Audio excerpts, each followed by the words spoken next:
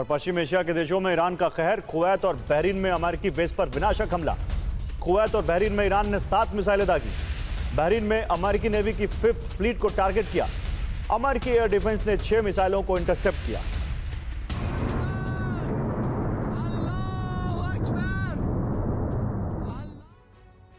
तो ground control station हो या रडार स्टेशन, अमेरिका एक एक कर ईरानी ठिकानों को नष्ट कर रहा है। अमेरिका अब हर 24 से 48 घंटे के भीतर हॉर्मुज के तटों और वहां मौजूद द्वीपों पर हमले कर रहा है। माना जा रहा है कि अमेरिका हॉर्मुज के लिए तैयार किए गए सर्विलांस, अटैक और डिफेंस सिस्टम को नष्ट कर रहा है ताकि वक्त पड़ने पर हॉर्मुज में ईरानी सेना का रिएक्शन टाइम बेहद धीमा हो। चेन ऑफ कमांड का मतलब है सेना के अलग अलग स्तर के बीच तालमेल। हॉर्मुज पर आखिरी फैसला तेहरान में होता है। तेहरान से हॉर्मुज में तैनात सैनिकों तक ऑर्डर आते हैं। अमेरिका इसी कम्युनिकेशन को बाधित करना चाहता है। अमेरिकी सेना के मुताबिक ईरान के 4 आत्मघाती ड्रोन को नष्ट किया गया। अमेरिका ने आत्मरक्षा के लिए कुछ ठिकानों पर हमला किया। रडार से हॉर्मुज की निगरानी सिस्टम को नष्ट किया गया। 3 और 4 मई की रात अमेरिका ने ईरान के द्वीपों और तटीय इलाकों पर हमले किए थे। इसके बाद 7 और 8 मई को ईरान के 3 बंदरगाहों को निशाना बनाया गया। 25 मई को भी ईरानी मिसाइल ठिकानों और हॉर्मुज में बारूदी सुरंग बिछाने वाली पोर्ट्स पर हमले हुए थे। 29 मई को अमेरिका ने बंदर अब्बास बंदरगाह पर हमला किया।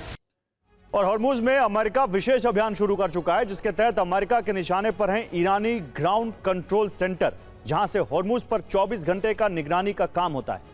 ईरानी ग्राउंड कंट्रोल सेंटर के पास ही हॉर्मुज में हमले करने की जिम्मेदारी है। हॉर्मुज के द्वीपों और तटों पर मौजूद सैनिक ही अरब देशों में ड्रोन हमले कर रहे हैं। हॉर्मुज के करीब बनाए गए ग्राउंड कंट्रोल सेंटर्स में ही एंटी शिप मिसाइलों का भंडार मौजूद है। सैन्य ठिकानों के अलावा अमेरिका लगातार कम्युनिकेशन टावर्स को नष्ट कर रहा है, क्योंकि हॉर्मुज में मौजूद टावर्स ही IRGC हेडक्वार्टर्स से संपर्क का जरिया है। संचार टावर के जरिए ही तेहरान से ऑर्डर सैनिकों तक पहुंच रहा है। कम्युनिकेशन टावर के जरिए ही हॉर्मुज की खबर तेहरान तक जाती है। हॉर्मुज में हमले का ऑर्डर भी संचार के जरिए आता है। टारगेट नंबर 3 रडार सेंटर्स हैं। रडार के जरिए ही अमेरिकी युद्धपोत पर ईरान नजर रखता है। फारस की खाड़ी में मौजूद तेल टैंकर्स की जानकारी भी रडार से मिलती है।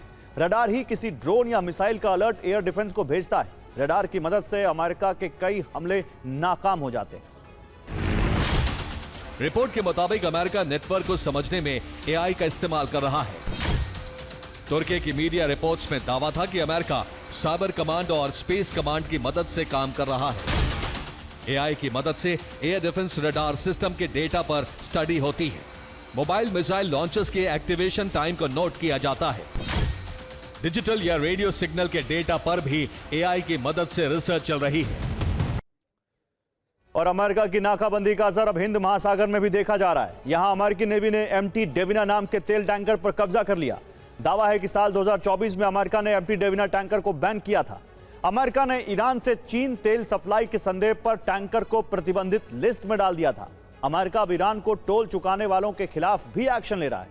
अमेरिकी नेवी ने एक इराकी तेल टैंकर को रोक लिया है। अमेरिका को शक है कि इराक के तेल टैंकर ने ईरान को टोल चुकाकर हॉर्मुज पार किया है, जबकि इराक किसी भी तरह का टोल देने से इनकार कर रहा है।